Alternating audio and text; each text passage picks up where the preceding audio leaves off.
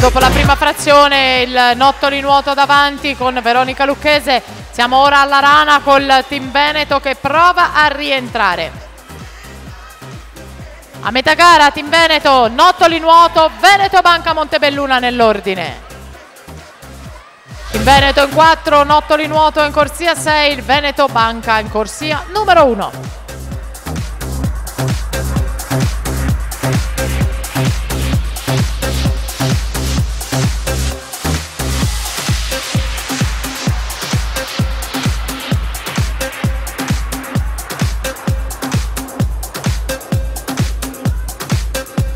Siamo al cambio, si parte con l'ultima frazione a stile libero. Team Veneto, Veneto Banca Montebelluna, Nottoli nuoto, la Leo Sport che rientra con la Biondani nella frazione a farfalla. Ed ora siamo al rush finale di questa gara con 1:55:20 il record della manifestazione.